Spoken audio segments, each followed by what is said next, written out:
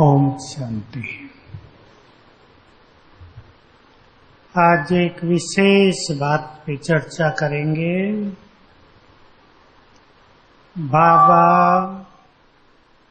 बाबा हमें कैसा देखना चाहता है। बहुत ही सूक्ष्मता से हमारा बाबा से बहुत प्यार है, तो जैसा वो हमें देखना चाहता है वैसा ही हमें बनना है। यदि हम बाबा की दुआएं लेना चाहते हैं,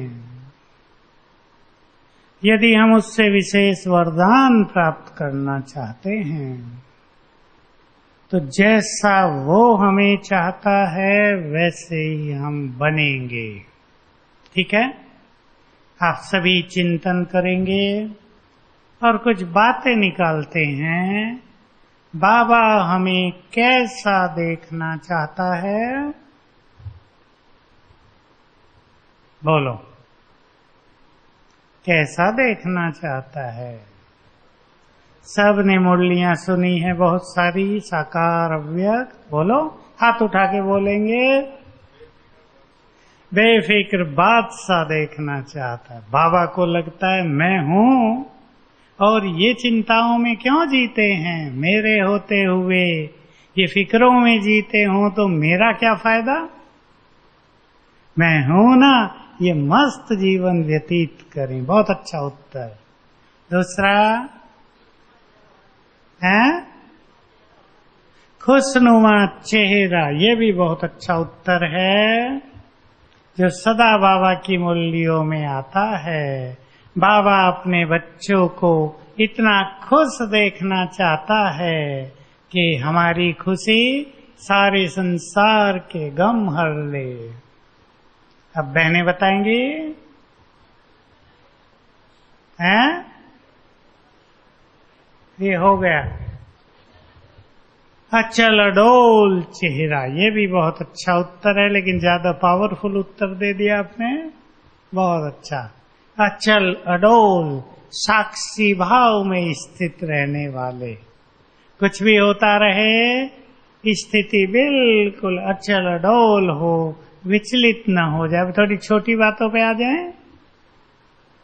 बोलो नारायण।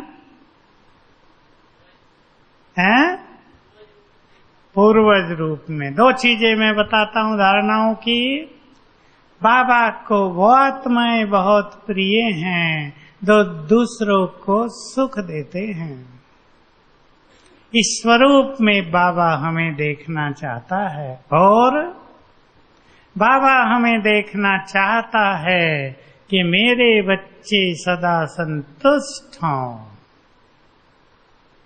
और हम भी सोचें, भगवान को पाकर भी यदि कोई संतुष्ट न हो तो क्या पाकर संतुष्ट होंगे। अब और बोलो। व्यर्थ से मुक्त देखना चाहता है। बहुत अच्छा।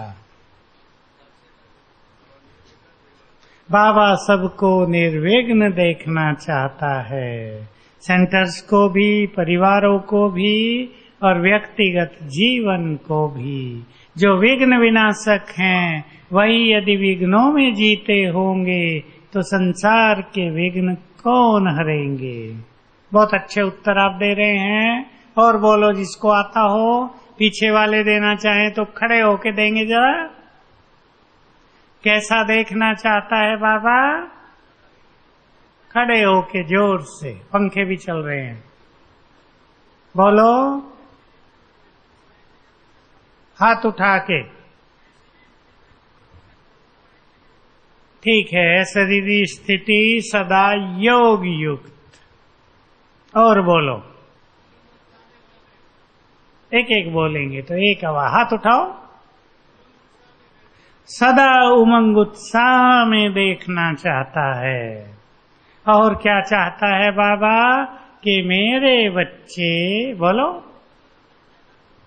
हैं जीवन मुक्त देखना चाहता है। बाबा देखना चाहता है कि मेरे बच्चे अब इस दुनिया से निकल चुके हों, ऊपर दुनिया में आसक्त न हो, जो संसार कर रहा है वो ये न कर रहे हों, बिल्कुल अलौकिक संपूर्ण पवित्र फरिश्ते रूप में अब संसार भी हमको देखना चाहेगा और बाबा भी।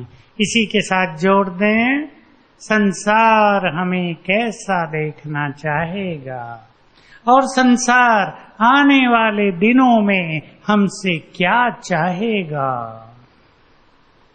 हमने प्रभु पालना ली है, संपूर्ण सत्य ज्ञान उससे प्राप्त किया है, उसने अनेक शक्तियां और वरदान हमें दिए हैं या नहीं? कुछ माताएं नहीं भी आ बैठी हैं, दिए हैं आप सबको? कुछ तो सोच ही रहे हैं कि ये भी मिले हैं क्या? हमें तो पता ही नहीं, हमारी दीदी ने तो बताया ही नहीं अब तक कि ये भी मिले हैं। सोच लो, सब शांतिवन वाले और बीके कॉलोनी वाले अच्छे पुरुषार्थ करने वाले बैठे हैं। अब सेवाएं तो चल ही रही हैं और चलती ही रहेंगी। सेवाओं से मुक्त होकर तो हमें रहना भी नहीं है। जिनके साथ सेवाओं का बल होता है वही योग बल इकट्ठा कर सकते हैं। जो सेवाओं का बल प्राप्त नहीं करते वो योग युक्त भी नहीं हो पाते हैं। कोई सोचे कि सब कुछ छोड़ के हम योग लगा लें। हमारे यहाँ हैं एक दो लोग, सेवा थोड़ी सी करते हैं और योग में बैठने का दिखावा ज्यादा करते हैं।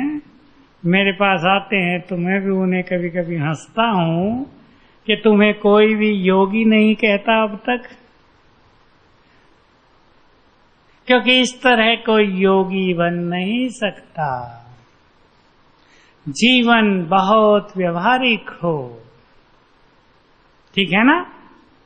योग बहुत लगाते हों लेकिन संस्कार वैसे के वैसे ही हों तो योग भी सफल नहीं माना जाएगा। सेवाओं में संपूर्ण समर्पणता हो। बाबा जब साकार में थे हम इस सब से बहुत गुजरे। योग चल रहा है, मुरली चल रही है, तब तो ये स्पीकर आदि नहीं थे, ये माइक भी नहीं थे। मुरली सुननी है तो क्लास में ही जाना है। लेकिन बाबा भी थे, पार्टी आ गई है, विनोद भाई रोटी पकानी है, कहेगा यहाँ क्या कर रहे हो, पीछे मुरली पढ़ना, जाओ रोटी पकाओ। घर में मेहमान आए हों और हम उनके लिए भोजन ही न बनाए, कैसा लगेगा? तो बाप के तो सब बच्चे आते थे ना।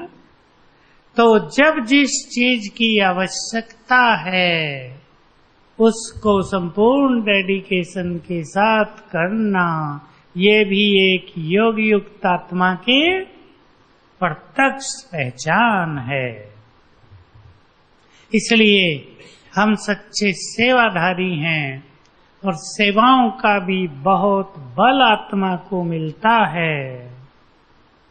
ये बल पुण्य के रूप में हमारे साथ रहता है और ये पुण्य आपदाओं और विपदाओं में हमें मदद करते हैं।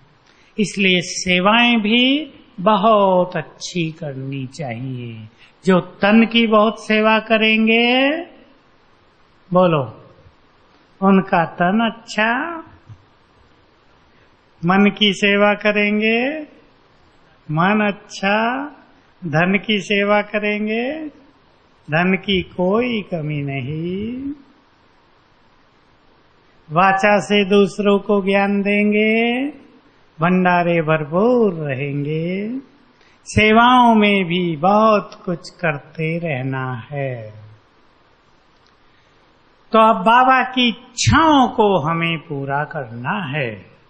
सबसे बड़ी स्थिति अचल अड़ोल स्थिति, बेफिक्र बादशाह की स्थिति है, साक्षीपन की स्थिति है, जो बाबा हमारी देखना चाहते हैं। उस स्थिति से सेवा भी बहुत होगी। सभी ने सुना ही है कि विनाश को देखना खेल नहीं है। कई लोग तो विनाश का पहला झटका सहते ही ऊपर चले जाएंगे, देख ही नहीं पाएंगे, सुन भी नहीं पाएंगे।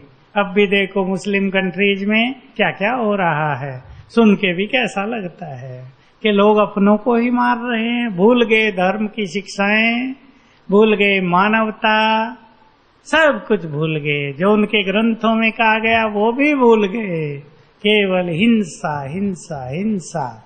तो ये खेल तो अब चलना है। इसलिए अचल अडोल स्थिति और साक्षी भाव के लिए हम सबको बहुत प्रैक्टिस करनी है। बेफिक्र बादशाह कैसे जिएंगे? बादशाह। हमें खिलाने की चिंता किसको?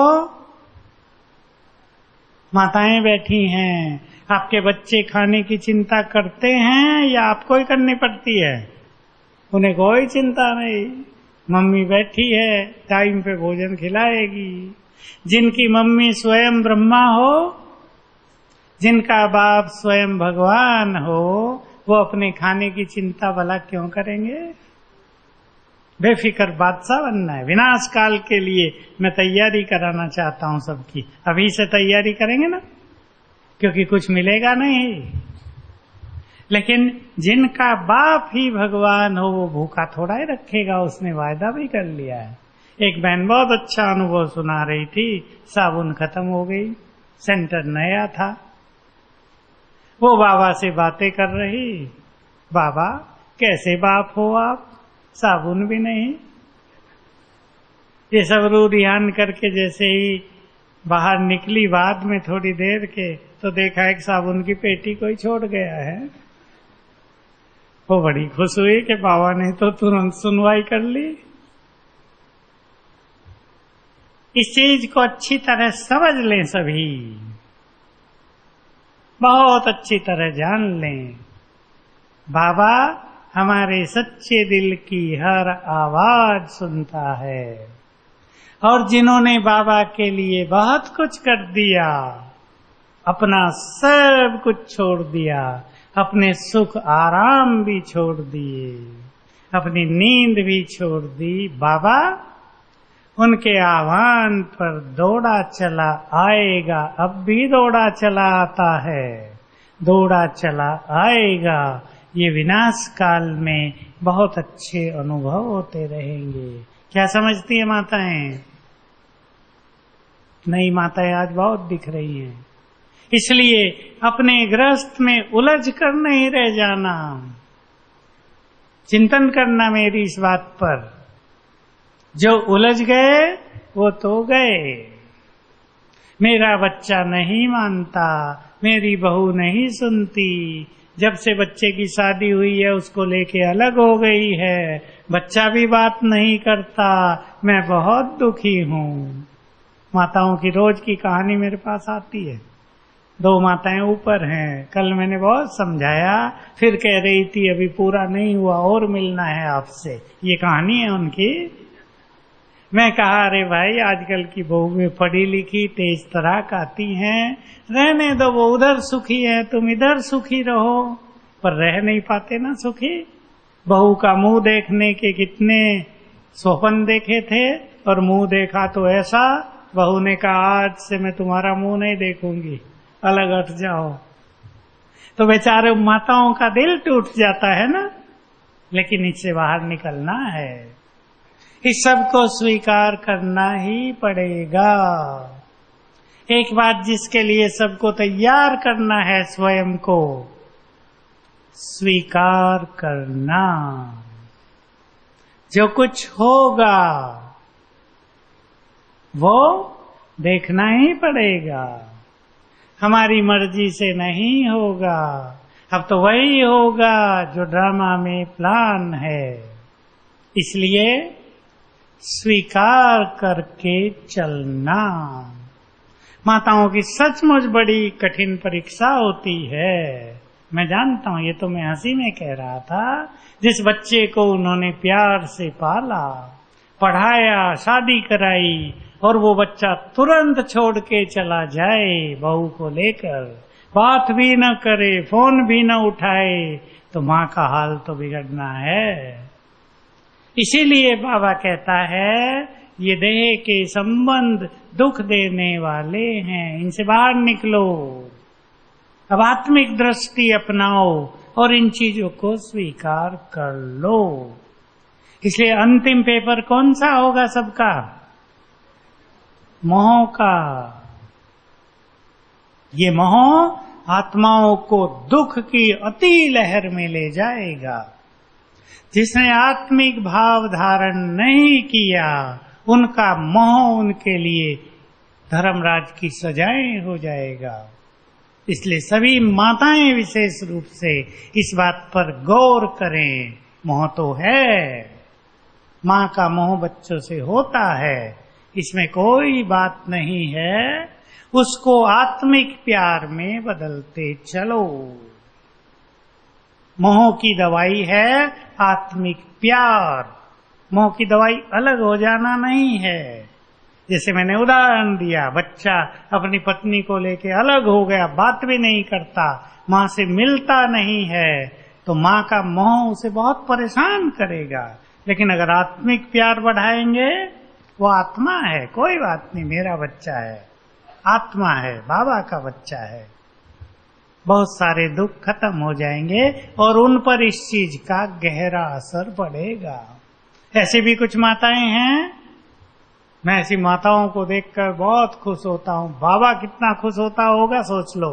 बच्चों की शादी करा दी, अब बच्चों को कह दिया बस तुम जानो तुम्हारा काम, मैं चली बाबा के पास, 6 घंटे रोज सेवा करूंगी सेंटर में जाके, अपना खाना आके बनाऊंगी, तुम्हारे सुख दुख से मुझे कुछ लेना देना नहीं। ऊपर कमरा ले लिया, मस्त रहती है, योग लगाती है, सेवा करती है। ये भी माताएं हैं ना, ऐसी माताओं की कमी नहीं है हमारे पास। तो ऐसी शिव शक्तियों को देखकर बाबा बहुत प्रसन्न होता है और यही सद्विवेक है, यही सच्ची बुद्धिमानी है। जो मनुष्य मरने तक अटका रहे संबंधों में, वो बुद्धिमान नहीं है। तो बाबा हमें सुखदायी और संतुष्ट आत्मा देखना चाहता है। अपना एक चित्र बनाओ बहुत सुंदर, बाबा मुझे ऐसा देखना चाहता है और मेरा ऐसा स्वरूप देखकर बाबा बहुत प्रसन्न हो रहे हैं। मैं क्या चाहता हूं ये छोड़ दो। देखो बाबा की मुरलियों में आजकल भी एक बात आ रही है, मान सम्मान की। सेवाओं में जो मान की कामना रखते हैं, नाम हो जाए मेरा, क्या होता है याद करो, कल का ही वरदान था, उनका नाम हो जाता है। क्योंकि बाबा तो सबकी इच्छा पूरी करता है ना। भाई तुम्हें नाम चाहिए, लो अखबारों में डलवा देते हैं, टीवी पे तुम्हारा नाम रोशन करा देते, हो गया। लेकिन पुण्य समाप्त, ये किसे कहते हैं बाबा? कच्चा फल खा लिया, ओके खा लो। और कच्चा फल क्या करता है? पेट दर्द। फिर वो परेशान होते हैं, कहीं सम्मान कम मिला तो दुखी हो रहे हैं, मेरे को पूछा नहीं जाता, मैं भी तो बड़ा हूं, मैंने भी तो बहुत काम किए हैं यज्ञ में, तो फिर दुखी रहते हैं। इस गति को सभी समझकर आगे बढ़ें। आप सब तो इसमें फुल पास हैं, मैं जानता हूं। हमारे अर्जुन भाई बैठे हैं, पूर्वज कुमार है ना, आप भी सब बहुत सेवाएं की बाबा की, लेकिन कभी नाम की कामना नहीं की। बहुत सारे भाई हमारे बैठे हैं यहाँ, बहनों को मैं कम जानता हूँ इस फील्ड में। भाई बहुत पुराने बैठे हैं, विनोद भाई बैठे हैं, बड़ी बड़ी पोस्ट पे रहे, विदेश में भी रहे, लेकिन बिल्कुल सिंपल, मान की कोई इच्छा नहीं। तो ये वास्तव में दिव्यता है। और जो मान के लिए सेवा करते हैं, नाम के लिए सेवा करते हैं, उनका बल समाप्त हो जाता है। उनकी सेवा भी उनके लिए परेशानियों का कारण बन जाती है। तो हम संतुष्ट आत्मा बने, सुखदायी और संतुष्ट, हमसे सबको सुख मिलता रहे। तो भक्ति में हमारी जड़ मूर्तियां भी सबको सुख देती रहेंगी। अगर हम दूसरों का सुख छीनते रहेंगे तो हमारे मंदिरों में क्या होगा? पुजारी भी नहीं होगा, कोई जाएगा ही नहीं, कोई चढ़ावा भी नहीं चढ़ाएगा, देवी भूखी रह जाएगी 1 मास तक। फिर कोई पंडित देखेगा कोई भोग ही नहीं ला रहा है तो बेचारा खुद लाएगा। सबको सुख देना है, सभी मन बनाएं अपना, मुझे सबको सुख देना है। ये बात आने वाले विनाश काल में बहुत काम की होगी, क्योंकि आने वाला समय हमसे बहुत कुछ मांग करेगा। सोच लिया करें सभी। मेरे पास भी रोज एक बार तो ये सुंदर संकल्प आता है, रोज आता है, कभी सवेरे आता है, कभी शाम को। तुम पूर्वज हो और तुम्हें संसार के लिए क्या क्या करना है आगे चलकर, आप सब भी ये सोचा करें। हम बड़े हैं, पूर्वज हैं, हमें संसार के लिए ये करना है। अपने लिए तो जी कर देख लिया, अपने परिवार के लिए भी जी कर देख लिया, अब संसार के लिए, भगवान के लिए भी जी लिए, पूरा जीवन उसकी सेवाओं में लगाया। अब संसार के काम आना है हमें, अपने को आप सभी तैयार करें। ऐसे उमंग उत्साह में बाबा हमें देखना चाहता है। किसी ने बहुत अच्छा उत्तर दिया था पीछे से, सदा उमंग उत्साह के उत्सव में, सदा आनंद में, कुछ करने की दृढ़ता में कुछ करना है, ताकि जीवन हल्केपन में न बीतता रहे, जीवन तेरे मेरे में और व्यर्थ संकल्पों में न बीतता रहे। कुछ महान प्राप्तियां करनी है और संसार को देना है। कर रहे हैं अपने को तैयार इसके लिए सभी। जो शांतिवन वाले बहुत बैठे हैं, पुराने भाई बहने, कॉलोनी वाले जो इस ग्रुप के रेगुलर अच्छे पुरुषार्थी हैं, वो इस बात का रोज चिंतन किया करें, संसार को देना है, लेने वालों की भीड़ आएगी। और मैं एक बात आप सबको याद दिलाया करता हूं, फिर याद दिला देता हूं, हमारे ये तीनों स्थान क्या बन जाएंगे? महान तीर्थ। यहाँ की मिट्टी लोग मस्तक पर लगाएंगे, और मिट्टी ऐसी कैसे बनेगी? जब महान आत्माओं के चरण उस मिट्टी को छू रहे हैं तभी तो बनेगी ना, नहीं तो मिट्टी तो सब जगह मिट्टी है। लेकिन महान आत्माओं के चरण जिस भूमि पर पड़ रहे हैं, उस भूमि को छूकर लोग मस्तक पर लगाकर अपने को धन्य मानेंगे। इसलिए फिर से अब बरसात के दिन आ रहे हैं, मौसम भी अच्छा होता जाता है, गर्मी का प्रकोप समाप्त हो गया है। सबने देखा ना, कुमार आए पवित्र आत्माएं, तो प्रकृति कैसे शांत हुई, टेम्परेचर कितना डाउन हो गया। ये पवित्र आत्माओं का प्रभाव है ना। न जाने कौन इस ग्रुप में महान आत्मा आ गई हो, बहुत पवित्र आत्मा, तो प्रकृति भी साथ देने लगी एकदम। कहाँ गर्मी थी, कहाँ बहुत अच्छा मौसम हो गया। तो इन तीनों स्थानों को हम सभी को महान तीर्थ बना देना है। लाखों लोग रोज आएंगे यहाँ। 15-15 दिन के प्रोग्राम नहीं चलेंगे, एक एक दिन का चलेगा, बस 2-2 दिन चलेगा। आज आए कल जाना है, सवेरे आए शाम को जाना है। ब्रह्मा भोजन मिल जाएगा थोड़ा सा, एक टोली का पीस खाओ और मुक्ति का वरदान लेकर जाओ। इन चीजों में बहुत ताकत हो जाएगी। ये चीजें साधारण नहीं रह जाएंगी, बहुत महान बन जाएंगी। इसलिए सभी को फिर से याद दिलाऊं, 10 मिनट सवेरे, 10 मिनट शाम को क्या करना है? सकाश 10-15 मिनट सवेरे 4:30 से 4:45, शाम को 7:15 से 7:30। इसके अलावा भी आप अपना टाइम रख सकते हैं। मान लो कोई टाइम बिजी है सेवाओं में, और कोई टाइम रख लें।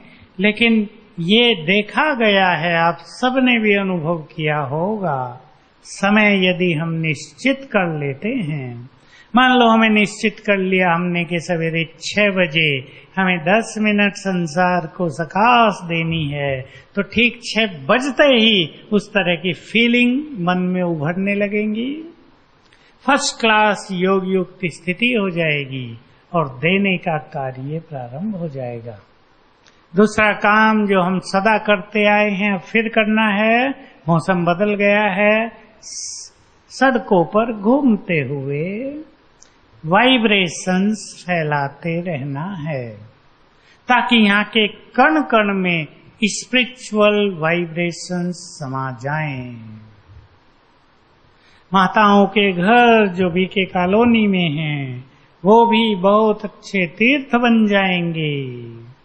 सोचो जब लोगों को पता चलेगा कि आप 20 साल तक भगवान की पालना में रहे हो, क्या करेंगे लोग? सोच के देखो। इसलिए बाबा कहा करते थे शुरू में कि अभी तुम्हें अपने भाग्य का मालूम नहीं है, अंत में जब संसार तुम्हारे भाग्य की जय जयकार करेगा, तब तुम्हें पता चलेगा कि हम कितने महान हैं, हमारा भाग्य का सितारा कितना चमक रहा है। तो सभी ये दोनों काम करेंगे। इस भूमि को महान तीर्थ हमें ही बनाना है।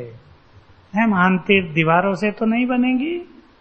जहां बाबा का आगमन होता है, जहां उनके वाइब्रेशंस फैलते हैं, ऊपर मधुबन में जहां हजारों बार बाबा आए, हजारों बार, वो स्थान भी सचमुच दर्शनीय स्थल बन जाएगा। ये बात बाबा ने बताई हुई है। लोग ऐसा महसूस करेंगे वहां आए और जैसे उन्हें वरदान मिल गया। बाबा के कमरे में 3 मिनट बैठे और दुख दूर हो गए। शांति स्तंभ पर 10 मिनट बैठे और जीवन की समस्याएं समाप्त हो गई। अब है समाधान मिल जाता है, और वो समय आएगा समाप्त होती रहेंगी समस्याएं। तो ऐसा सुंदर समय हम सभी का आह्वान कर रहा है। आह्वान पर हम खरे उतरें, सभी को सोच लेना है। तो हम सभी का जीवन साधारण जीवन न बीते। मुझे याद आ गई एक बात, हमारे इस तीव्र पुरुषार्थी ग्रुप को देखकर दिल्ली में कुछ मुख्य भाइयों ने सारी दिल्ली में तीव्र पुरुषार्थी ग्रुप बनाने का प्लान बनाया है। मेरे को फोन किया कि हमें ये प्रेरणा मिल गई है। ऊपर भट्टी करने आए थे मधुबन में, सब सेंटर वाले तैयार हो गए हैं कि हमें ऐसा ग्रुप बनाना है अपने अपने सेंटर में, और उसके एक 2 भाई बहनों को मास में एक बार सबकी मीटिंग होगी, जैसे ORC में या कहीं भी, वहां भेजना है और ये श्रेष्ठ लहर फैलानी है। मुझे बहुत खुशी हुई ये बात सुनकर, और हम तो ये चाहते हैं हर सेंटर पर बहने तीव्र पुरुषार्थी ग्रुप बना लें। तो जहां सेंटरों में तीव्र पुरुषार्थ की लहर चलेगी, क्या होगा? विघ्न समाप्त। जो रहने वाले भाई बहने हैं सेंटरों में, वो संतुष्ट होंगे, क्योंकि बिना तपस्या के संतुष्टता आती नहीं, केवल सेवाओं से संतुष्टता आती नहीं। तीसरा फायदा होगा, सेवाओं में बहुत वृद्धि होगी। और चौथी बात, आने वालों को ज्यादा से ज्यादा पालना मिलेगी। इसलिए ये एक बहुत अच्छी लहर शुरू हुई है। कई जगह तो बने हुए हैं सेंटरों में, लेकिन दिल्ली वालों ने तो संपूर्ण दिल्ली में ये कार्यक्रम करने का पूरा प्रोग्राम बनाया है। मेरे से बहुत बहुत देर बात की जो एक भाई है जिसने ये शुरू किया और सबको कहा, बड़ी बड़ी बहनों को, भाइयों को, सब तैयार हुए, क्योंकि सेवाओं में सफलता योग साधना के बल से ही होती है। सभी आज चिंतन करेंगे अपने जीवन को देखकर, बाबा मुझे ऊपर से कैसा देखना चाहता है। अपने लिए सोचेंगे। अब ये तो हमने बात की जनरल, कैसा देखना चाहता और कितने दिन में हम वैसे ही बन जाएंगे जो हमें देखकर भगवान बहुत खुश हो। जैसे एक योग्य बच्चे को देखकर उसके माँ बाप फूले नहीं समाते, भगवान अपने योग्य बच्चों को देखकर सचमुच बहुत आनंदित होता है। होता है या नहीं? होता है। और जिनसे भगवान राजी हो जाता है उनको वो स्पेसिफिकली भी बहुत कुछ दे देता है। अनेकों को आप में से अनुभव हैं, कुछ विशेष गिफ्ट, कुछ विशेष शक्तियां, कुछ विशेष वरदान हर एक आत्मा को प्राप्त हो चुके हैं। तो आज ही ये सुंदर काम करेंगे। बिल्कुल एकांत, रोज आधा घंटा सबको एकांत अवश्य लेना है। बिल्कुल जब आप अपने से बातें कर सकें, जब बाबा के प्यार में मगन हो सकें, जब बाबा से खुले दिल से बात कर सकें। छतें भी बहुत हैं, यहाँ लिफ्ट भी लगी हुई हैं, छतों पर जा सकते हैं, हॉल के चारों ओर घूम सकते हैं, बहुत अच्छे घूमने के बगीचे भी हैं। कहीं भी जाकर बहुत अच्छी तरह एकांत में अपने को उमंग उत्साह में रखना है। अब मेरा एक संकल्प हो रहा है, इसलिए मैं घड़ी देख रहा हूं कि हम 10 मिनट किसके लिए योग करेंगे? दादी जानकी को पेन न हो। पेन बहुत बुरी चीज है ना, बहुत बुजुर्ग हैं, लेटे रहना, हिलें भी तो पेन होगा। मनुष्य थोड़ा बहुत तो हिलता ही है ना, थोड़ा गर्दन भी ऊपर उठाता है। उन्हें पेन न हो। जिस महान आत्मा ने सबके पेन हरे हैं, उनका पेन खत्म हो जाए। सोचने की बात है ना। सबसे महान त्यागी और तपस्वी जिन्हें भगवान आंखों पर रखता है, उनको ये कैसा खेल देखना पड़ता है।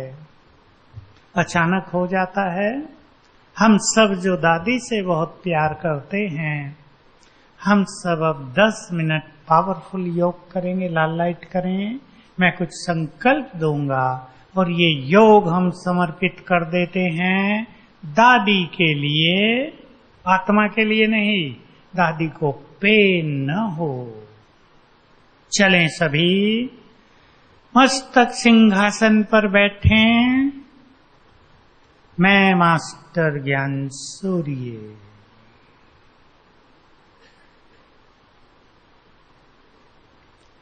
मास्टर सर्वशक्तिवान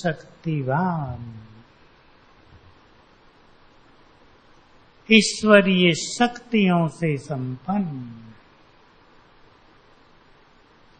विघ्न विनाशक के वरदान से भरपूर परमात्म शक्तियों से सुसज्जित चमकती हुई मणि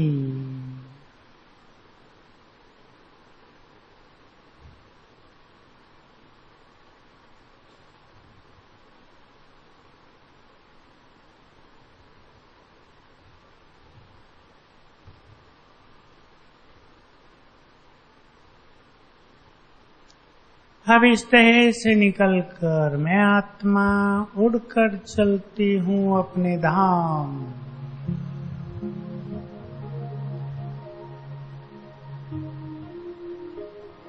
ब्रह्मलोक में सर्वशक्तिवान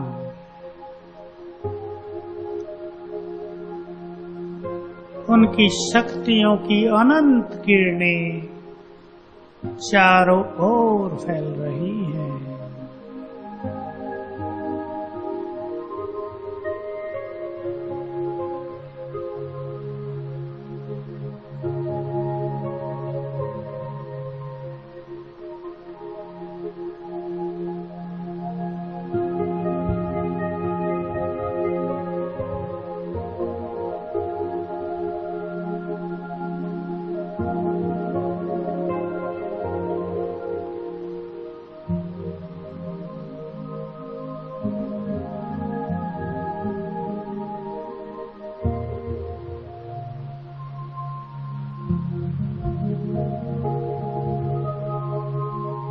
मैं आत्मा बाबा के पास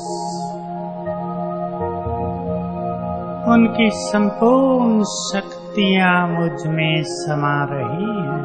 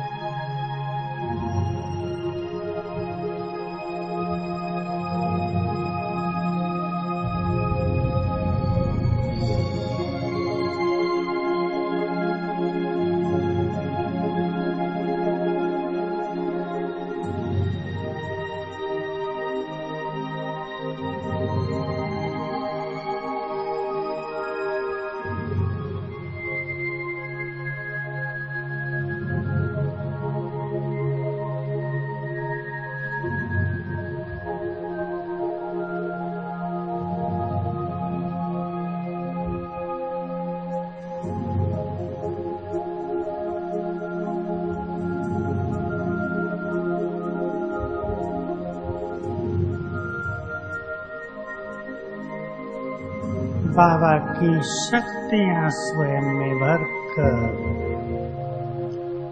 मैं आत्मा नीचे उतरती हूँ।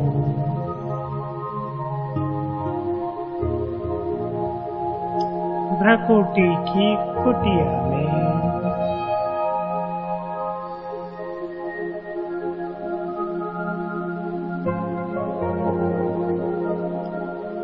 और ज्ञान सूर्य शिव बाबा